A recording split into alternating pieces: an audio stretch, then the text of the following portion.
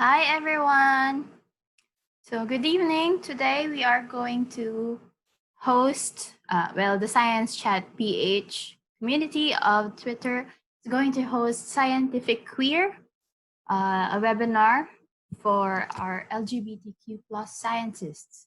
So the title is ScientifiQueer, Taking Pride from Experiences of Filipino LGBTQ plus scientists. So for the first part of our webinar, Pierce is going to introduce us to our topic for tonight. So Pierce.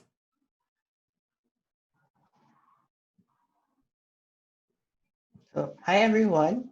So, welcome to our second Science Hangouts organized by Science Chat PH.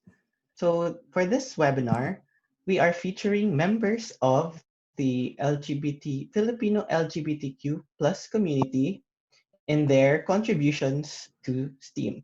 So, in line with Pride Month, we want to highlight the achievements and at the same time raise awareness about the struggles and the victories that they face in their lives as individuals and as scientists. So, scientific queer is just a play of words from scientific and queer. So, queer is a term used to describe sexual identities other than straight and cisgender. So we want to send out the message that science is a place where people of all genders and colors can thrive. So for this session, we'd like to introduce to you our moderator for this session, Aiko.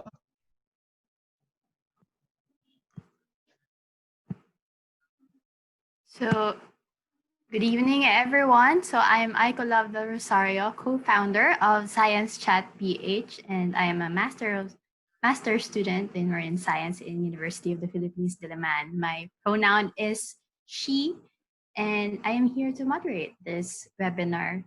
So today we are joined by distinguished LGBTQ plus scientists from the Philippines and France to help us explore the world of science through their experiences. But before we start, we would like to share some reminders to our listeners. So the session will run for about an hour. Please turn off your cameras for our participants and mute your microphone to lessen the bandwidth of the platform and eliminate unnecessary background noises except for the speakers. Each speaker will have 10 minutes for their talk, which will be followed by a 5-minute question and answer portion. Listeners can ask questions during the presentation through the Zoom chat box or YouTube live comments. The moderator will randomly pick questions from the chat box, which will be asked to the speaker. If there are too many questions in the interest of time, please understand that not all will be recognized.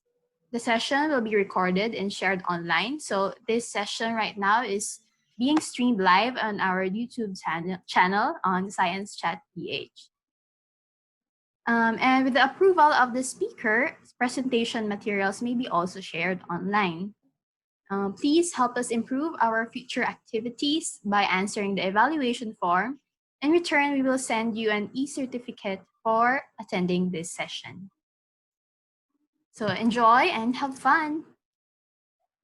So for our first speaker, we have Miko Tamura. So Miko is currently the Map Operations Associate for Community Engagement of Grab Philippines.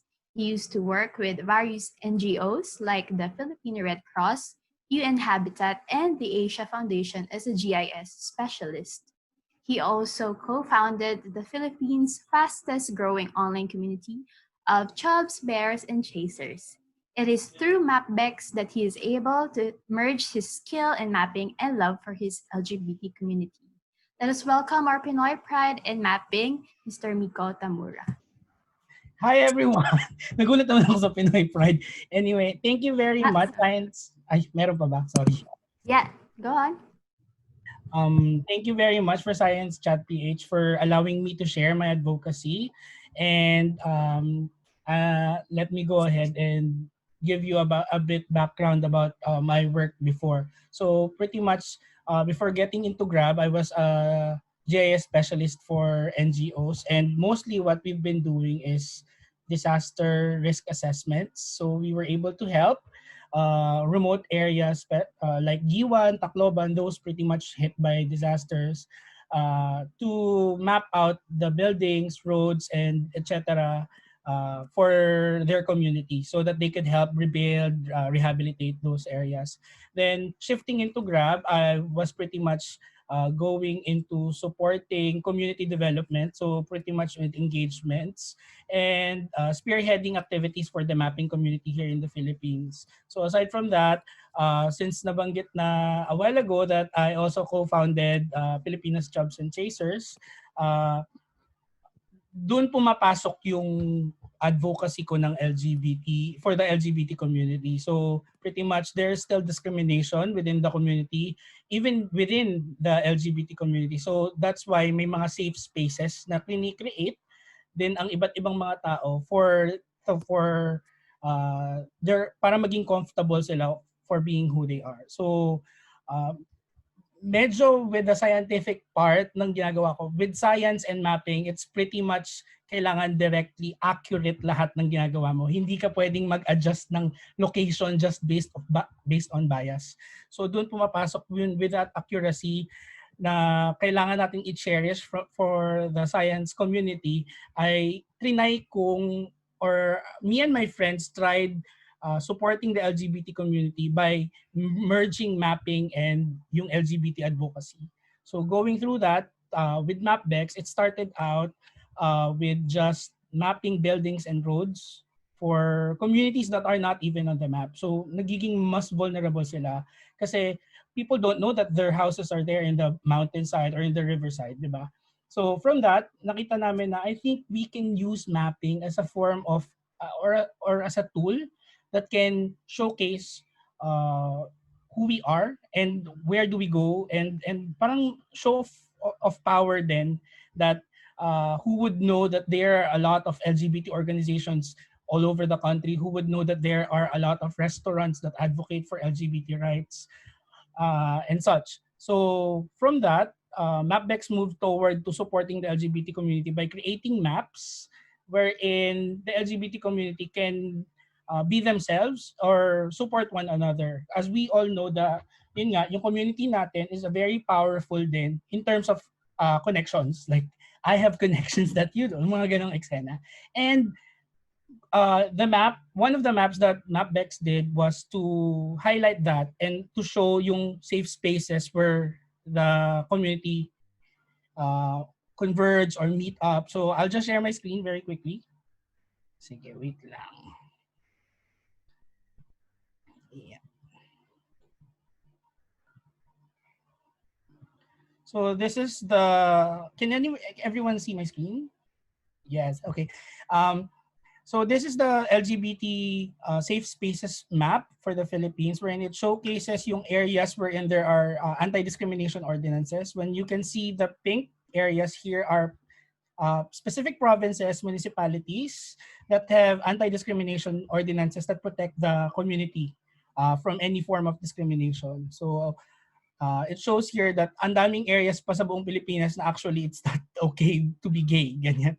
And more or less, and astonishingly, based on the data, it shows that majority of Metro Manila is even not LGBT safe or not protected by any institutional support. Aside from that, it also shows you the locations of businesses, LGBT organizations, health services, and safe workspaces for the LGBT. So the legends are actually here on the right side. You could always visit the map at bit.ly/LGBTPH or follow us on Facebook, and the links are pretty much there. So dito nakikita mo yung information about organizations or stores that declare themselves as LGBT, and anyone can actually nominate LGBT safe spaces. So data, one challenge here is for the data while we were building this map is that the data that we depend on were only available on Rappler or articles that people say that, oh, this is the top 10 LGBT friendly spaces in the Philippines, and very limited lang siya. So that's where MapBex saw its need to go more into the community organizations and actually get the data from themselves and putting them on the map. So kung makikita nyo, when you click on an icon, it shows you an information about that organization or visit their website or any contact number that there is. So similarly, it's available for stores and businesses. Yan. Eventually, we would like to fill in more information in this map so that people can also see that there are a lot of LGBT organizations all over the Philippines. Growing up, it was very difficult din kasi I know I wasn't straight, pero I didn't know what else I was. Parang ganon. And through these organizations, maybe we could help other people to get to know who they are, ganyan. And para mas maging maayos din yung pakikisalamuha, ay nabibuild up din ito yung interconnectivity ng bawat organization. Since people know if they want to reach out with this organization, they know that is a nearby organization that caters to the LGBT. Aside from that, MapBex also supports the persons living with HIV and the HIV awareness community by doing an HIV map wherein it also shows the location of registered HIV facilities. So the problem here with the data before was that there was a difference between the data of the DOH, data of this org, data between this regional health community. And MapDex actually aided in tying that up para magkaroon ng coherent data with all the HIV treatment facilities and clinics. So we were able to create this map for the community so that they can know which HIV treatment facility or testing center is available. So through that, kumbaga, mapping does not only involve with locating data and putting data in accurate places, but also analysis or analytics can also be done using mapping. So during the COVID-19 period, we were able to develop a map as well showing the distribution of ARV medicines throughout NCR, wherein they were able to see how uh, how the ARV was distributed per treatment area. So dito nakikita din how kung saang treatment hub ang mas maraming linabas na medicine, saan mas maraming taong nagpunta. Even though, for example, you could also analyze this with, even though Quezon City is a big hub or big area here, yung mga treatment hubs nila ay hindi na accommodate yung actual population. So pretty much, I think you could use this map in allocation or directing where kung saan dapat i-focus yung HIV movement or awareness ng mga tao. So, ilang minutes pa ba? So, two other things that we did. So, marami pang bagay namin nagawa. Yung mapping is to involve the LGBT community. But one challenge that was observed is that napakawatak-watak ng community. And you need to really reach out to them so that they are able to engage in these kinds of activities. So, yung one thing na napansin ko with them is they were pretty scared, especially when you say, we're going to do a mapping activity, keme-keme, ganyan. And yet they said, oh, hindi ako marunong, I don't understand that, but I would want to learn. And dun pumapasok yung kailangan patient ka to let them understand that mapping is pretty much innate in every one of us. Every day we go somewhere and we need maps. Even though wala kang map na ginagamit, you would need to understand yung direction or yung pagpunta, pag-uwi, ganyan. So very easy naman si mapping. It's just we would like to develop more tools na mas madali for people to use para ma-involve sila with mapping. Especially if the data is there, we could produce more scientific or developmental research to make our communities better, di ba? Lastly, I'd like to put onto that note that hopefully in the future, the LGBT community wouldn't have to map safe spaces like what I told you a while ago, because in fact, all spaces are safe, and more or less, we would be more respected. I think the right term would be respected, that all of us have the LGBT community have rights that does not, na hindi naiiba from the normal kind of person. And yun yung one thing that Mapbex is pushing forward, is putting the LGBT community on the map. Yun na. Thank you very much, Miko, for that very interesting talk on mapping for the LGBT community. We have some questions from the participants. So Jules actually has a question. So most dating apps for the LGBT community, such as Grindr and Tinder, use GIS data. However, there are a lot of discrimination happening in these apps. How can we make these apps more safe, and how can we remove the negative connotation about using these apps in the Philippines? Next candidate. Ang hirap naman agad ng tanong, guys. Sana pilihan yung mga bago ko. Anyway, in my opinion, yes, this is very evident. Like in Grindr, mask for mask, yung mga ganun, kailangan straight acting. Yung there would be still these types of things happening. Mm-hmm.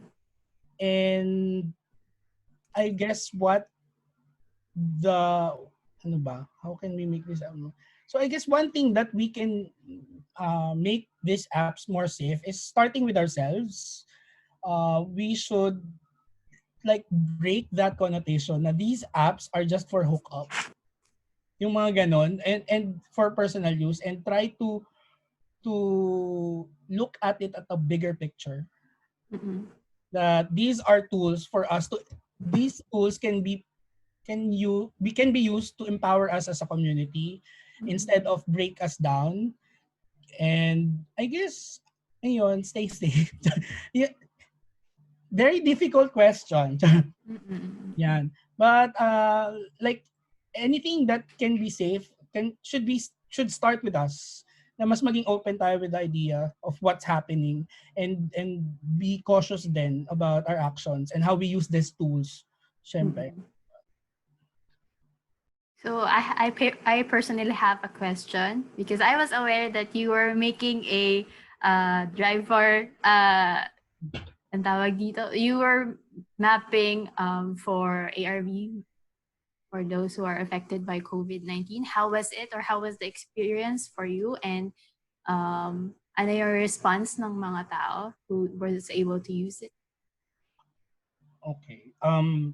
Generally, when we started mapping for HIV facilities in December, it was very difficult because kalat-kalat yung data. Like, walang naglalabas ng data. Kailangan sikat ka para bigyan ng data, o kailangan ay back up ka ng media para malabas ng data. Tapos, most of the data were in pictures. So, kailangan mo i-encode, ganyan. Then we didn't expect that coming into the COVID-19 quarantine period, that an NGO would need help mapping the data and providing real-time updates for their supplies.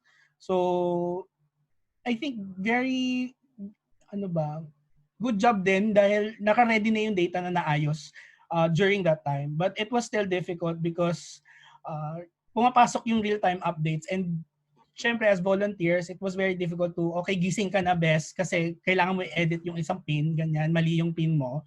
Kailangan mo close na si treatment hub, ganyan, kasi ang dami ng COVID patients. Huwag mo papuntahin dyan yung mga may PLHIV. So, yun, kailangan pa rin ng puso para gumising ka at gawin siya at buksan si laptop and things like that. But it was very challenging, but masarap siya sa puso kasi you know that the data na pinaghirapan ng group nyo and the data that the other organizations ngayon nagsishare na sila ay nagagamit at nape-present na sa DOH. So knock DOH, sana po i-share nyo na po openly yung data para mas madali po makapagawa tayo ng mga plans for the future. Yeah.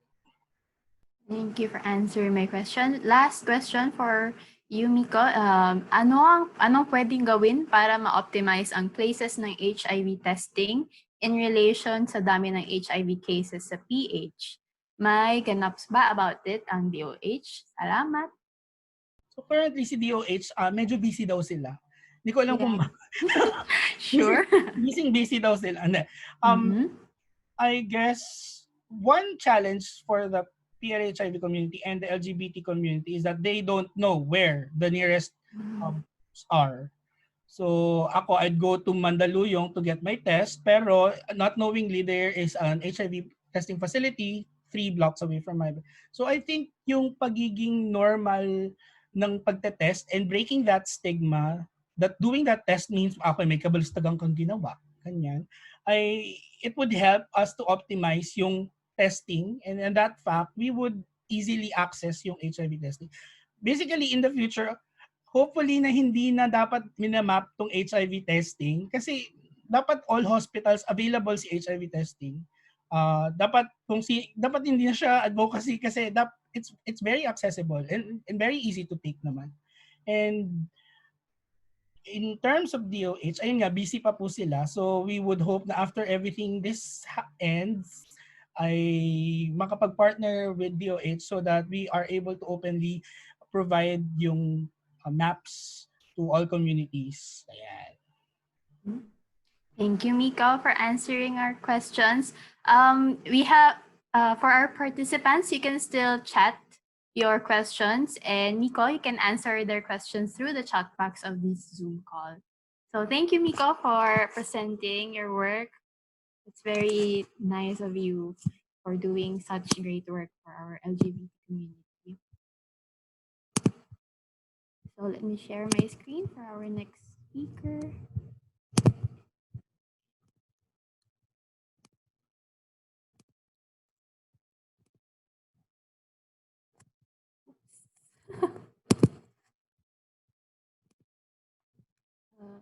Okay. So for our next speaker, we have Julius Andrew Nunez. He's currently a material science PhD student at University Grenoble Alpes in Grenoble, France. He's on study leave as an assistant professor in UP Manila, but plans to continue teaching chemistry upon his return to the Philippines. He likes going to the gym and loves traveling. He's been to 29 countries and he can speak 5 languages: Fulano, Filipino, English, Spanish, and French. He's in a long-distance relationship with his boyfriend of 3.5 years. Let's welcome our Pinoy pride in material science, Mr. Julius Andrew Nunez. Julius, are you there? Hello, can you hear me? Yes. Hi. So, first of all, I am Julio. Thank you for inviting me for this talk. And for today, I'm going to focus on my experience as a member of the LGBT community and also as a member of the STEM community. So, medyo lighter yung topic ko for today compared to the previous speaker. So I'm Julio. As mentioned, next slide, please. As mentioned, I'm a PhD student of material science here in Grenoble, France. And if you don't know, Grenoble is too far from Paris. It's about 570 kilometers south. And medyo mabundok, so this is the ski capital. So mahilig mag-ski mga tao. So we have a very laid-back culture. So medyo na accustomed na ako, so medyo chill yung mga tao sa Grenoble. And next slide, please.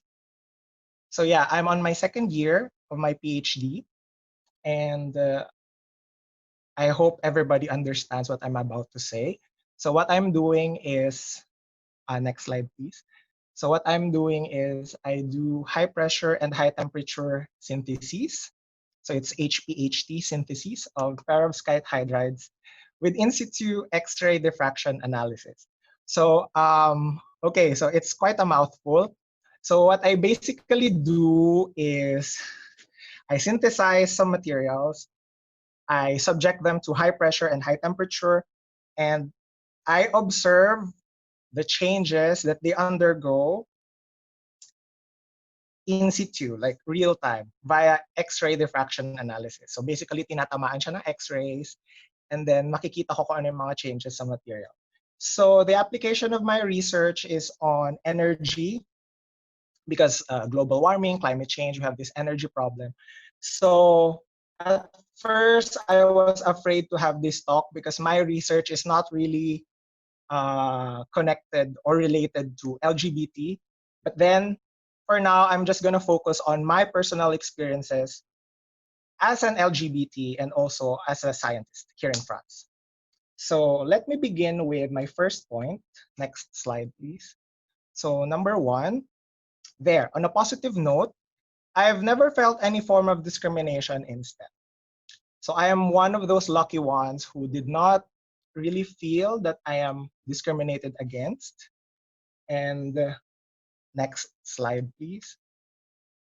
So let me just have a story, like my journey towards being a PhD student. So let me begin with my life as an undergraduate student. So I took BS Biochemistry in UP Manila. So when I was in college, I didn't I didn't feel like I was not welcomed by my peers. And also I didn't feel that my professors were unfair. So they treated me fairly even if they know that I am gay. So I think during my undergrad, it wasn't really an issue that I am gay. As long as I am performing, as long as I am doing my best, and I'm highly motivated to do my craft. So I think, yeah, I didn't really experience any form of discrimination. So I'm on the positive side of the story. Kasi whenever LGBT is introduced as a topic, most of the time people will say, we're bashed. People are looking at us in a different way. So in my case, I'm just a happy-go-lucky person when I was in college. And also when I went into teaching, so currently I'm a teacher in UP on study leave. In UP, well, most of the people in UP are brilliant, are intelligent. So they kind of understand my case. They understand LGBT, but not all. Okay, but not all. Um, but majority, they accepted me for who I am. So my colleagues and the UP admin. So I didn't experience any form of deprivation. So I wasn't really deprived of opportunities. In fact, every time I ask support from the UP admin, uh, I I always have this approval, or whenever I go to conferences or I have a proposal, they always back me up. So yeah, I was lucky enough that my colleagues in UP don't look at me as a gay person and hindi ka tinitingnan na mas mababang uri, if it's the best way to say that. And at the same time, habang nagtuturo ako, I was a master's student. So I went to UP Diliman. I was part of the plasma physics lab where I met Aiko. So the plasma physics lab of the National Institute of Physics, it's a it's a very wonderful place to perform research. Even if I jumped from biochemistry to material science and physics, it was really hard, but they welcomed me, and I think they saw that I was motivated to learn. I was eager to learn new things. So in that case, being gay did not matter at all. I mean, everyone was so friendly. My boss was so friendly. It doesn't matter if I'm gay or straight, black or white, Muslim or whatever. It's a very nice environment to work in at the plasma physics lab. So, and now as a PhD student here in France, um, well, this is Europe. So, medyo iba yung atake sa LGBT. And medyo nagulat rin ako because in France, medyo discreet yung mga tao. And nagulat ako kasi compared to Spain, compared to Netherlands, mas open yung LGBT, especially the gay men. Here in France, gay men are more discreet, even if 50% lang ng population ang predominantly Catholic, and the rest atheists, agnostics, and 10% Muslim. So again, in my lab, I was fortunate enough that my fellow PhD students didn't care at all if I'm gay or not. Even the lab technicians, my thesis advisor, my supervisors, they are all nice to me. So, yeah. Sorry, ang haba na nung sinabi ko. Okay, so next slide, please. So let me just share this quote from the former French president, Charles de Gaulle. So he said that the desire of privilege and the taste of equality are the dominant and contradictory passions of the French of all times. So sikat yung mga French sa pagiging reklamador. So they always complain and complain. So they're asking for this privilege. And ang gusto ko lang masabi is you cannot demand equality and at the same time privilege at the same time. So dapat equal tayo, pantay-pantay tayong lahat.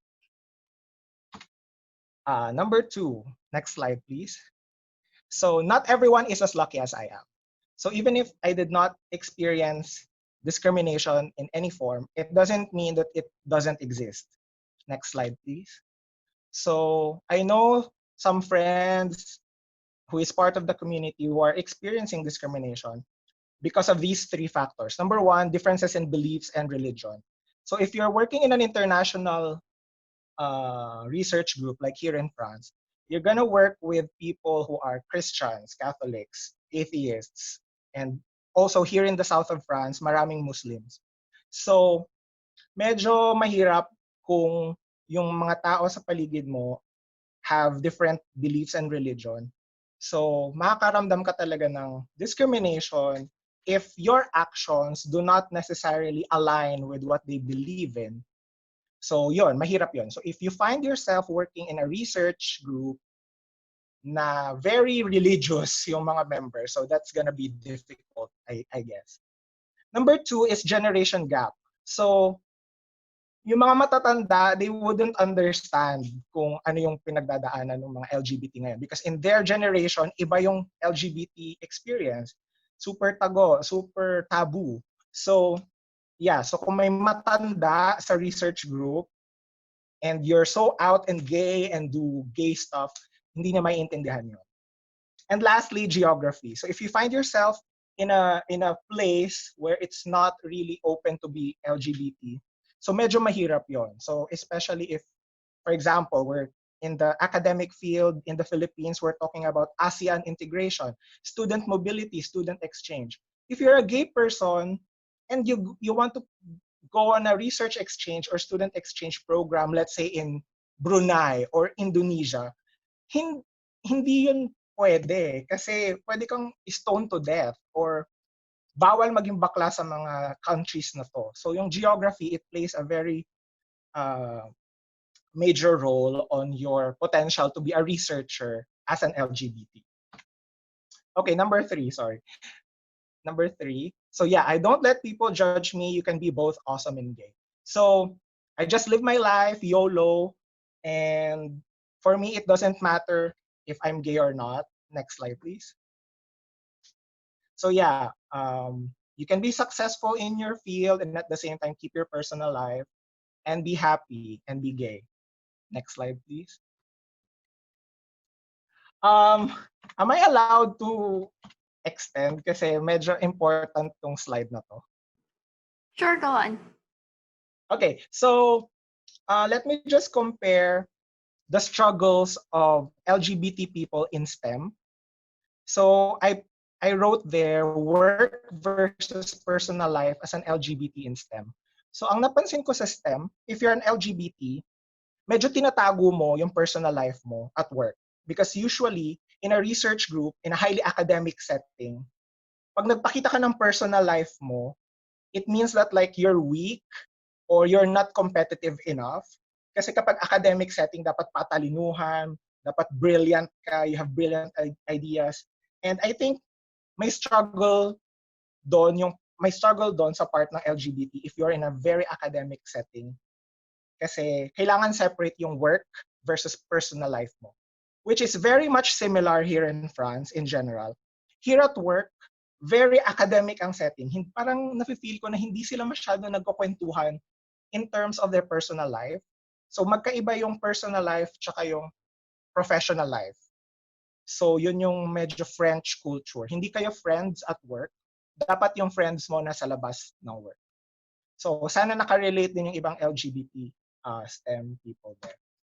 And as my last slide, I just want to say that, next slide please, my achievements in the field and how good I am as a scientist and as a person has nothing to do with me being gay.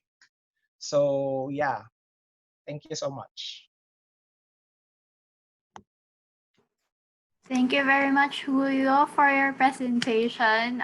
It's very inspiring to see someone presenting his work, especially in a different country doing his science. And yun, nakaka-inspire ang iyong story as gay person in the STEM. So for the audience, you can ask your questions right now for Julio on the chat box, and we will entertain it for 5 minutes. So, based on your relatively fortunate experience as a queer person in STEAM, any tips on how to be a good ally to LGBTQ scientists? Any tips on being a good ally? Just support everyone. Like, have an open mind, and as long as meron siyang brilliant idea, you have to support them, regardless of his nationality, regardless of his sexual orientation, his color, his religion. Just support. Ganun lang talaga siya. Don't shut them out. Don't say bad words. Don't bash. Let's be kind, spread kindness. Yes. Any more questions from our participants? So, speakers, meron ba kayong question for Julio and members of the Pwede science mag-question? Sure. Hi, Julio. I'd like to ask whether was there a double standard that or you feel that you need to prove better just because dahil may mga tao ang tingin sa gays as mas mababa, parang ganun. Did you feel that in any of your experiences with your journey? Here in France or in UP? In UP. In UP muna, tapos dyan sa France, yan. In UP, hindi ko naman na-experience na kailangan may mapatunayan ako dahil bakla ako. Kasi marami naman ako nakikitang bakla na faculty or na students na they're really performing well. So I didn't feel like I'm obliged to prove myself because I know myself. I know what I am capable of. So sana yun din yung ma-feel, yun yung gusto kong iparating sa audience na sana you know what you're capable of and just be yourself. You don't need to prove anything. Sana nasagot ko yung tanong. And then dito naman sa France, it's not of my sexuality.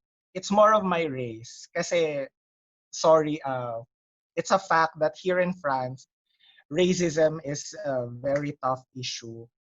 So I am more motivated to prove myself because I'm from the Philippines, I'm from Asia, I'm from a different country.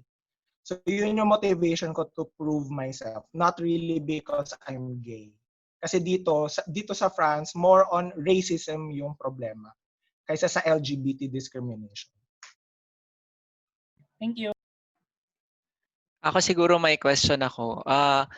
What do you think is the importance of having LGBT representation in the field of material science? Parang may pagkakaiba ba ng perspektiba o kung ano man? Okay, so sa field kasi namin, material science, it's very technical, very mathematical, very experimental. So kapag shucks, ang hirap. Basta in general, it doesn't matter if you're gay. What matters most is your results. I don't know, ganun kami sa hardcore science. Kapag may breakthrough ka, if you prove something to be effective, maganda yung results, okay ka. Regardless kung saan ka galing, regardless kung ano ka, regardless kung gay or white or whatever. As long as na-publish mo siya, it works, okay yung results, brilliant breakthrough, yun, okay ka sa field. Maybe because super hardcore science ang material science. So, for me, based from my experience, it doesn't really matter if you're gay. Hindi nila tinitingnan. Okay. Oh. What do you Julius, we think have... maybe... Hello, Sorry. yes? May nakita kong nag-pop na question. Yeah, there are some questions from the audience. I'm just gonna pick a few. Would you be aware of similar queer influences in your field or LGBT leaders in your field? Do you have LGBT mentors where you are? And what do you think made you fortunate in your experience? Okay, again, dito sa France, medyo discreet yung LGBT. So, hindi mo sila makikita unless super effective yung gaydar mo. Like, for example, in my institute, I only know one. I only know one person who is LGBT other than me, other than myself. So, hindi ko pa masyadong maintindihan yung French culture in connection to being an LGBT. Kasi nga medyo discreet sila. Hindi sila masyadong nagpapakita na, hey, I'm gay. Like what I do in the Philippines. I'm openly gay. Like, I don't have to restrain myself. Dito, medyo restrained sila. So, yeah, wala akong kilalang mentors or whatever. Isa lang talaga siya. And yung isang question na, ano yun? Yung, how am I fortunate? What do you think made you fortunate in your experience? Okay, fortunate in my experience. Siguro positive outlook. Yeah, I'm the type of person who doesn't really care. Like, i-bash mo ko, say negative things about me, mas magaling ako sa'yo. So I'm good with that. As long as mas magaling ako sa'yo, you won't gonna affect my life. So sana positive lang tayo lagi. So, yun. So kapag may nagbabash sa'yo, may umaapi sa'yo, just stand up straight. May narinig akong sagot sa Miss Universe kay Miss India ata. So kapag yung tao daw nakabaluktot, yun yung perfect timing for your bashers to jump on you, to put you down, to pull you down. So dapat wag ka daw bumaloktot. You stand up straight para hindi sila magpipiggyback ride sa'yo. Thank you, Yeah, Julius, for answering our questions and your presentation.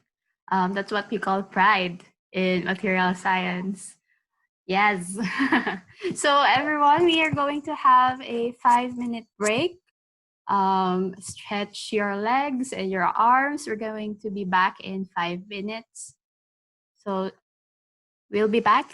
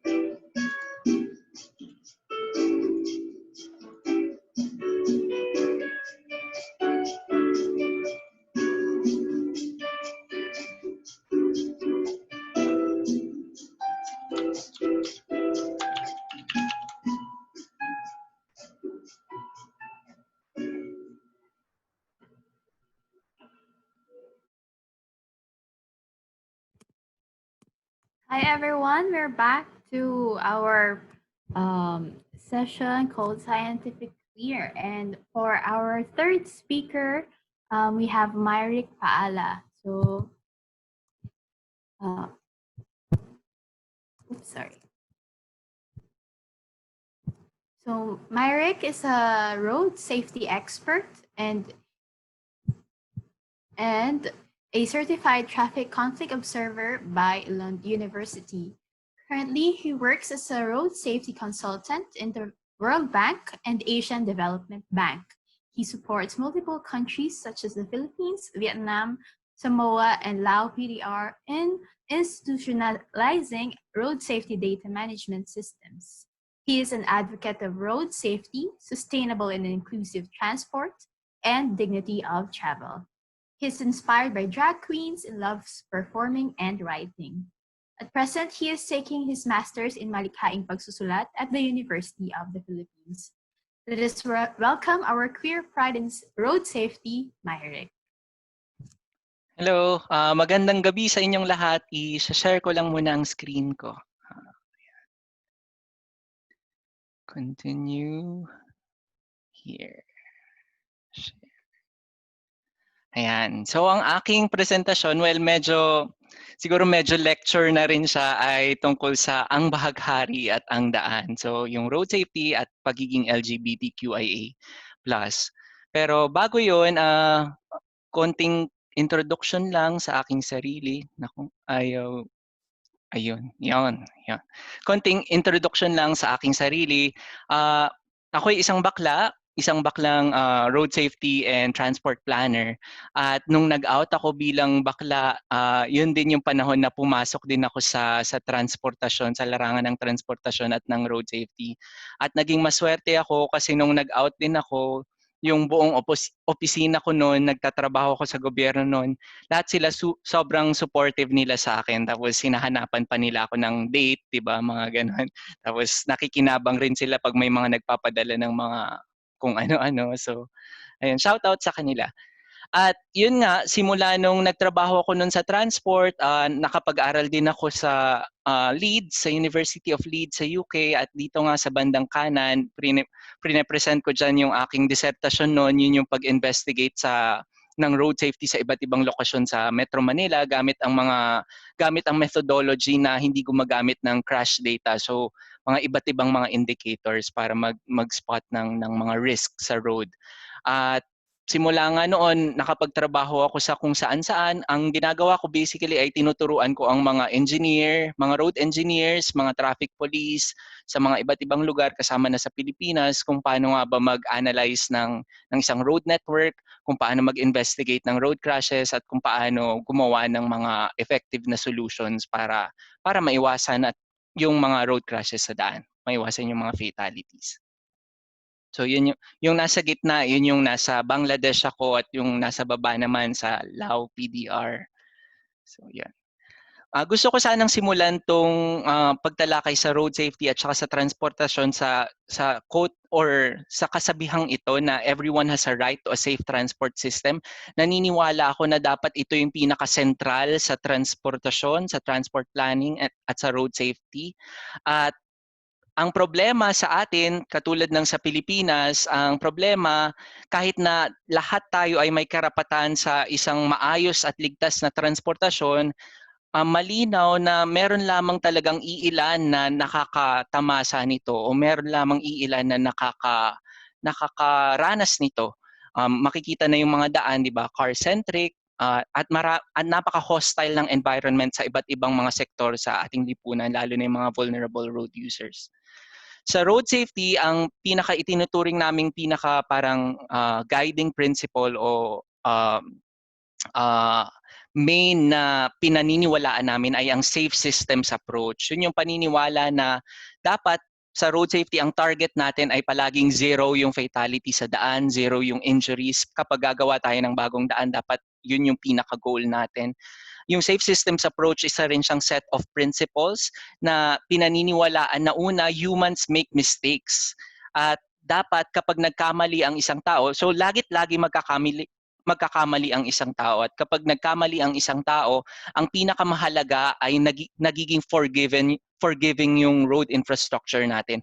Ang ibig sabihin, yung pagkakamali, hindi dapat siya magresulta ng fatality o ng injury. So kunyari, kung nagkamali ka lang ng liko, hindi ka nakakita ng sign, for example, hindi dapat yun magre-result na mamamatay ka na kaagad o makakabunggo ka na kaagad. Pangalawa, ito yung mahalaga pakiramdam ko ay yung shared responsibility kasi madalas inaatas lamang sa individual, sa disiplina yung road safety. Palagi kapag may nangyaring banggaan, ang sinisisi lang palagi ay human error at ganito yung karanasan ko sa iba't ibang bansa. Pero sa safe systems approach, naniniwala kami na lahat ng salik sa isang environment ay nakaka-contribute sa kung gaano nga ba kaligtas o kapanganib ang isang lugar. So kasama na doon yung road infrastructure, yung vehicle, road user, yung education, yung enforcement, and napakarami. At yun yung nagsisilbing gabay ko sa road safety at saka sa road safety. Sa Pilipinas, halos 31 na katao yung namamatay every day. Tapos marami dito, 20 to 29 years olds at naapektuhan yung mga motorcyclists at mga pedestrians na madalas nanggagaling rin sa mas mga mahihirap na sektor ng ating lipunan, di ba? Yung mga naglalakad. Itong datos na ito, underreported pa ito at nagmumula rin ito sa kakulangan ng understanding ng pangunawa ng mga institusyon kung ano nga ba talaga yung pwedeng nating gawin para mas gawing ligtas yung mga daan.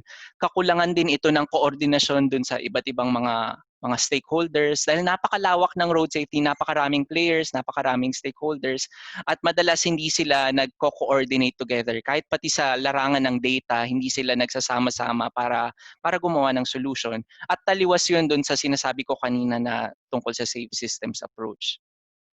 Pero anong relasyon nito sa LGBTQIA+? Kasi medyo parang malayo. Una, well, lahat naman ng queer people ay naglalakad, so lahat tayo pedestrian. At kung hindi man tayo pedestrian, ay siguro gumagamit naman tayo ng pampublikong transportasyon o ng sasakyan. So lahat tayo ay gumagamit ng daan. Pero kaya espesyal o merong specific na pangangailangan ang queer people sa larangan ng road safety ay dahil yung types of trips and patterns of mobility nila ay kakaiba kung ikukumpara dun sa ibang mga sektor. Unang-una, yung ang nabanggit kanina, yung queer spaces. Merong mga queer spaces na para lamang talaga sa mga queer. At yun yung tinuturing nilang safe spaces. At itong mga lugar na ito, kasi madalas din ako sa mga ganong lugar, di ba? Kunyari, mga club or mga bathhouse, di ba? Mga ganon. Itong mga spaces na ito ay may mga angking karakter at katangian. Madalas ito yung mga tago, 'di ba? O yung inaccessible pa nga minsan, at madalas kaya siya nagta-thrive ay dahil sa mga ganun. Dahil umiiwas siya sa pagbabantay o sa surveillance at judgment ng mga tao sa paligid niya. So, kaya siya nagta-thrive. Pero ang problema dito, yung mga papunta sa mga lugar na yun, so larangan ng road safety, ay hostile yung environment dun sa papunta dun sa mga lugar na yun. So hindi ibig sabihin na i-gentrify o buburahin yung karakter ng isang queer safe space. Ang ibig sabihin lamang nito ay gagawin lang nating mas ligtas through reconfiguration sa mga daan, na mga minor configurations. Tapos syempre, ito base ito sa mga ibang mga research, lalo na sa mga mas mahihirap na sektor, yung responsibilidad at saka yung role sa household ng mga queer ay kakaiba rin. Sila yung nangangalaga sa kanilang mga magulang, sila yung naghahatid sa kanilang mga pamangkin, anak, inaanak, kapatid, kapitbahay, kung sino man, di ba? Parang sila yung namamalengke. At yung mga uri ng gawain na yon ay nagbubunsod din ng kakaibang mga trips, na kakaibang types of trips and patterns of mobility na nangangailangan rin ng pagtuon, ng lente na makakakita nun. So, for example, kung palagi mong hinahatid yung mga anak, kapatid, and whatnot, di ba? Ikaw, ang primary mode mo madalas ay yung paglalakad, yung pedestrian sidewalk. At kung kulang ang pedestrian sidewalk, ibig sabihin disadvantage ka na kaagad in terms of mobility. At kung hindi pinapansin na magkaroon ka ng sidewalk, disproportionate yung effect nun dun sa iyong sektor, di ba? Tapos bukod pa sa road infrastructure, syempre nandun din yung fear ng diskriminasyon, ng harassment na mararanasan sa bawat paglalakbay, di ba? At yun yung nag-i-inform naman ngayon ng choice mo ng transport mode. So kunwari, kung pag-iisipan mo kung mahaharas ba ako sa bus ngayon, so kung naiisip mo yun, natatakot ka na maharas sa bus, ang pipiliin mong transport mode ay malamang taxi, magta-taxi ka na o mag-grab, di ba? O kung kunyari madilim yung lalakaran mo, imbis na maglakad ka, itataxi mo na lang. So, nag-i-inform dahil sa karanasan natin bilang LGBTQIA+, na-inform din nun kung ano yung gagamitin nating paraan ng paglalakbay. Tapos, syempre, kasama na rin dito yung discriminatory policies that specifically target queer people. Kunwari, kasama ito dun sa mga naging karanasan ko sa San Roque. So nakikinig ako dun sa mga karanasan ng mga taga San Roque kasi ngayon parang pinapaalis sila sa kanilang komunidad para gawing casino yung kanilang komunidad, di ba? Parang napaka absurd, di ba? Tapos ang mahirap dito, so nung nag-enroll na ng mga pabahay, yung mga queer households, hindi sila priority sa pabahay dahil hindi sila kino-consider as a family unit. At dahil doon, nararamdaman na kaagad nila yung diskriminasyon pagdating sa housing. At syempre, yung konsepto ng intersectionality, so kung malaya ka naman sa pagiging LGBTQIA, pero meron din kasing mga LGBTQIA+ na manggagawa, 'di ba? Meron ding mga LGBTQIA+ na nakakaranas ng iba-ibang types ng oppression sa lipunan. At yung mga nagawa kong research, so marami akong ang ginagawa ko basically ay nag-i-inspect ako ng daan, tumitingin ng mga datos, tapos magsasuggest ng mga kung ano yung mga pwedeng interventions at programang pwedeng gawin. So yung mga susunod, parang mga case study lang ng kung paano pwedeng mai-apply rin to para sa mga queer people. Diba? So kunwari dito sa Doña Julia Vargas na intersection na malapit sa O-Bar, diba, na isang queer space, so kasama sa research ko noon ay yung pag-investigate ng mga high-risk sites sa Metro Manila, at isa to sa mga napili ko kasi base sa data dito sa baba, ito heat map to ng mga crashes dun sa lugar. Maraming pedestrian crashes na nangyayari dito sa lugar na to. At syempre parang nakakapagtaka kasi parang kung mag-iisip ka ng isang pedestrian crossing, parang ito na yung ideal pedestrian crossing, di ba? Parang nasa business district tapos kumpleto siya ng zebra crossing. Pero dun sa research, na-realize ko na pati yung zebra crossing mismo, pag zebra crossing lang siya na mag-isa at walang mga traffic light o walang mga traffic calming o kung ano man, mas delikado pa siya. Kasi yung pedestrian, iniisip niya na ako yung may right of way. Samantalang yung sasakyan, hindi siya ini-inform ng daan na dapat na siyang maging mabagal o hindi siya ini-inform ng road infrastructure nga na dapat na siyang huminto at may pedestrian crossing sa harap niya. So pag nagkataon, yung dalawa nagkasalubong, syempre magre-result siya sa isang fatality.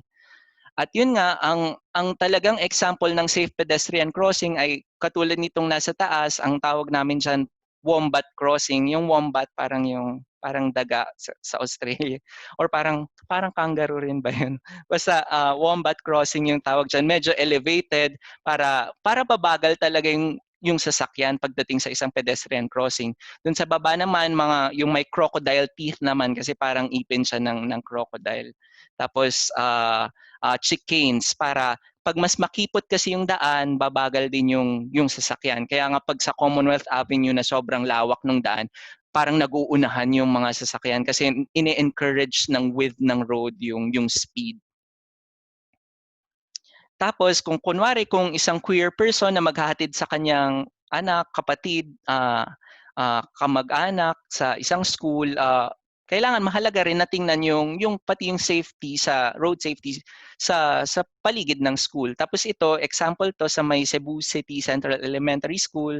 So, yung Cebu City Elementary School, dito siya nakalocate sa gitna nitong dalawang intersection na maraming nangyayaring crashes. Tapos nakita ko mula sa research na yung crashes na to nangyayari siya tuwing pasukan at uwian ng mga bata. So, makikita lang doon kung gaano ka-unsafe yung lugar na yun para sa mga bata at syempre para dun sa mga naghahatid sa kanila. Tapos ito naman outside Metro Manila, outside Cebu City, outside the city proper, ito yung mga itsura ng mga national roads natin sa Pilipinas. Madalas sila yung nagka-cut across communities, yung parang merong tipong may bahay sa gilid ng daan, tapos paglabas mo ng bahay, parang daan na, ganun. So parang ganito yung usual na itsura ng ating national roads. At yung problema pa dito, ang ginagawa ng DPWH usually ay naglalagay pa sila ng dagdag na lane dito na hindi natin malaman kung para saan kasi madalas doon nagbibilad ng palay, doon nagbibilad ng panuka ng manok or madalas parking yun o merong mga kung ano-anong mga nakaharang o kung ano man, di ba? At ito, yung example dito, yung sa Dipolog na National Road ay maraming pedestrian crashes na nangyayari dito sa 8 kilometers ng daan na to sa isang taon. So parang, di ba, ang daming fatality injury na kaagad na nangyayari doon lamang sa liit na stretch na yon. At dahil pedestrian crashes, ang unang iisipin natin ay baka dahil bigla silang tumawid. Pero pag titingnan yung datos, talagang naglalakad lang talaga sila at saka sila nahahagip. So yun ay kaagad na direktang implication ng kawalan ng sidewalk na talagang delikado ka na masasagasaan ka. At ito na natatakpan lang kasi to, pero ito yung mga examples mula sa ibang bansa na posible naman magkaroon ng ganong sidewalk. Pero ang di natin malaman ay bakit hindi ito maibigay, di ba? At doon, nagiging malinaw tuloy na yung lungsod ay parang nakafocus lang sa iilan. Kaya mahalaga para sa akin yung representasyon at partisipasyon ng LGBTQIA+ sa transportasyon, kasi yung lumilikha ng ating transportation and road networks, nasa iisang tingin lang sila ng kung ano yung nag-work. At madalas kung ano yung nag-work na nasa isip nila ay nag-work lang para sa kanila. Kaya mahalaga na magkaroon ng iba't ibang mga boses dun sa field ng transportation. So nasa interes ng LGBTQIA+ ang pagkakaroon ng ligtas at maayos na transportasyon at daan. Yan, salamat. Maraming salamat, Myrick, for your presentation tungkol sa road safety at paano ito makakatulong sa ating LGBTQIA+ community. So may mga questions tayo mula sa mga participants natin dito sa ating Zoom call. So what are the specific actions towards queer-specific road safety regulations or rules here in Metro Manila? Sorry, ano ulit yun? Sorry. Ay, ito pala yun. What are specific Yes. towards queer-specific road safety? Ito, kailangan talaga ng pag-aaral. Pero pwede tayong magsimula dun sa mga kilalang queer spaces. Ang isa pa nating kailangan ay magkaroon tayo ng travel survey para sa mga LGBTQIA+. Ano nga ba talaga yung types of trips na ginagawa nila? Ano yung transport modes na ginagamit nila? Bakit hindi nila ginagamit yung ilan sa mga transport modes? Ano nga ba yung nagpe-prevent sa kanila, di ba? So, yung mga bagay na yon hindi siya napag-aaralan dahil kulang din yung gumagawa ng mga ganong pag-aaral. Kailangan, yun nga ako rin, pati ako parang kailangan ko rin mas pagtuunan din ng pansin yung mga bagay na nun. Lalo na parang wala akong ibang kilalang queer sa road safety sa Pilipinas. So yan. Ayan. So we have another question. Do you think it's possible for Metro Manila roads to give people a dignified and safe travel experience? And can you give examples of possible changes that we can start? Yes. Emphatic yes.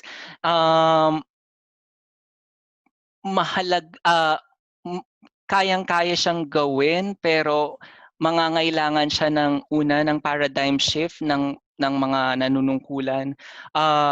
Siguro yung example of possible changes, napakaraming pwedeng gawin, pero isa sa mga kailangan talagang pagtuunan ng pansin ay yung mga vulnerable road users, kasi parang yun talaga yung mga isinasantabi palagi, kahit na yung paglagay lamang ng sidewalk at saka paglagay ng bike lane, mga mahahalagang bagay na ito na napakamura lang at napakadaling gawin pero hindi magawa. Tapos yun, basically yun. Maraming pwedeng gawin, maraming ideas, pero sa experience ko, isa sa mga mahalaga yung pag-delegate lang mismo ng basta ng line item sa budget para sa road safety, kasi ngayon walang ganun sa DPWH. Kung magkaroon lang ng separate line item para sa road safety, malaking bagay na kaagad yun. So, yun. Exactly. So, kailangan ng item po sa ating government for road safety. Yeah. I understand. We have another question. Have you experienced any discrimination working in a male-dominated field? Yes. Discrimination in terms of, well, una yung mga microaggressions, kasi alam mo na pag working in a government setting, ang dami pa rin talaga yung mga macho misogynistic kung magsalita, na gagamitin yung salitang bakla bilang adjective para sa mahina, bakla bilang para sa malabo, yung mga ganun na maririnig mo yun sa kanilang conversations, kahit na nandun ka sa conversation na yun, maririnig mo silang ganun pa rin mag-usap. Tapos iba pa ay meron pa ring mga bansa na illegal yung pagiging bakla, at yun yung mga moments na yun, kailangan ko talagang bantayan kung paano ako kumilos, kung paano ako magsalita, at baka kasi bigla akong i-out yung sarili ko at bigla akong makulong. So nandun pa rin yung threat na yun sa mga ibang mga bansa. Thank you for answering that question. And ito yung last na message ni BA. Magka-collaborate na ba kayo ni Miko since both of you have intersectionality when it comes to your fields? Actually, pwede. Sobrang interesado nga ako Pwede. kanina yung mga maps ng... Well, gumagamit rin ako ng OpenStreetMap. So, kung nasa OpenStreetMap yung maps ng mga health clinics, di ba? Magandang tingnan kung ano nga ba yung estado ng daan papunta sa mga ganun. Ayan. 1 minute for questions. Participants, if you have any question, you can send it. Five seconds. May question ako. Ayan, may question siya. Ayan. So, tingin mo kung kanina banggit mo yung parang transport survey for the LGBT, do you think sino dapat ang gumawa nun? Do you think the government should be doing it, the academe, or kung ano man, or kung sino man? Actually, kahit sino lang pwede na. Kasi parang medyo hindi ko siya medyo i-expect sa government ngayon dahil parang ang dami nilang ibang priorities. So, ayun, academe pwede transport survey na may gender lens, yun yung mahalaga actually. Kasi meron akong colleagues na nagawa na yun for Africa, for example, at nakita nila na disadvantaged yung women sa Africa kasi sila yung madalas na gumagamit ng sidewalks. Samantalang kapag transport infrastructure na ipinapatupad sa Africa, yung mga large-scale infrastructure na ang nakaka-benefit talaga ay yung mga men. Diba? So, base lang dun sa priorities in terms of infrastructure na lumalawig yung inequality sa pagitan ng men at saka women. Maraming salamat for answering that question. That will be our last question for Myrick. Maraming salamat for sharing your work in road safety. Sandali lang, ako ay mag-share. Thank you. Thank you din. Thank you so much. So this is to wrap up our webinar for tonight. Thank you so much to Miko, Julio, and Myrick for presenting your work in different fields in STEAM. So if you have any call to action as members of the LGBT plus community, you can share it. I'm going to give you 5 minutes to just share whatever you want to say to the audience. Sinong first? Ikaw na mauna. Sige, Myrick, go. Well, Myrick. ako on top of mind lang talaga yung Free Pride 20 kasi pride na pride pero ayun nararanasan natin yung oppression at saka yung yan yung mga yung pang-aapi ng estado. So, yeah. Miko, do you have? Siguro I'd like to leave with a note na parang we should always be proud that us being in various fields right now in science represents something wherein other people can look at us and be proud din naman. Sabihin, wow sila, nagagawa nila yon. And we should always remember, especially sa LGBT community, na we are integral individuals in this society and na tayo mismo can do the change. And there is still hope. And hopefully naman in this lifetime, maging equal. Somehow, maging equal na ang rights. Thank you. Lastly, Julio, anything to share to the community?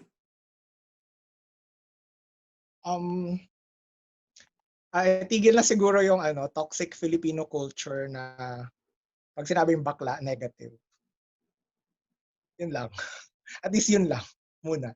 Unti-unti, hindi mo, for me, parang cultural change eh. To change a culture, kailangan unti-unti. Hindi siya pwedeng one go equality boom. Dapat inuunti-unti siya. So, yeah. Little steps. Maraming salamat sa inyong tatlo. I hope this is a good platform that shared your experiences and ayun, mabuksan ang mata ng mga tao na STEAM can be equal and for everyone. So before we end this presentation, I will turn over to Jules to share some activities of our community, which is Science Chat. Jules? Hi again, everyone. This is Jules from Science Chat PH. First off, I would like to thank Miko, Myrick, and Julius for agreeing to be our speakers for this Pride and STEM event that we organized. We really appreciate the time that you shared to our community, sharing your experiences, your struggles, and some of your victories in your field as a part of the LGBT community. We really appreciate it. Thank you very much. Just to share some activities that we are conducting in Science Chat PH. So Science Chat PH is a community of different scientists, Filipino scientists from around the world. So we are doing science hangouts every other month. So bi-monthly, ibig sabihin, every 2 months, we're conducting this kind of sessions online to talk about different intersectionalities in STEM. We also have Saya, which is like an online quiz poll that we conduct in Twitter. So we do it every month. So if you follow our Twitter, Science Chat PH, you will see sometimes we post questions, some trivial questions about everything in STEM. Like, for example, this month we post about the different colors of the rainbow, what are the meanings of the colors in the rainbows, just to celebrate Pride as well. We also have some activities in the pipeline. We have Ask a Scientist where you can ask any scientist, any Filipino scientist about anything that you want to ask that could help you further your in your field. We also have Faces of Science. This is still on the pipeline, but we want to feature different Filipino scientists from around the world and everything that they're doing. And we also have Fellow Friday. So as a community, we want to increase the visibility of Filipino scientists. So we are planning to conduct it every Friday where we post something in Twitter and you can just answer or post anything about yourself, and then we're going to make it more visible in our community para mas ma-increase yung following nyo sa Twitter. If you're new in Twitter, like Myrick, I know you just joined in Twitter this month. So welcome to Twitter Universe. So those are our activities, and I hope you will continue to support Science Chat PH. We are still a growing community. We just started last April or May. So yeah. So thank you very much for the audience as well for participating. Thank you very much, Jules. So for everyone participating and watching this webinar, please follow us on Twitter. It's at ScienceChatPH.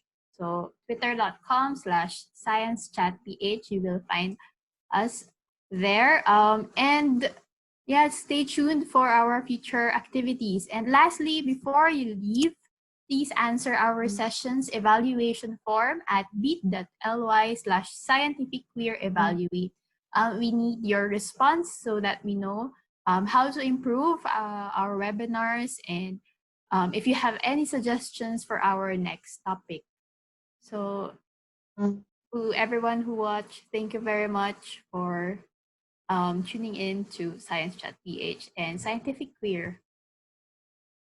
Thank you, everyone. Congratulations to Science Chat PH. Thank you. Happy Pride Month. Yes.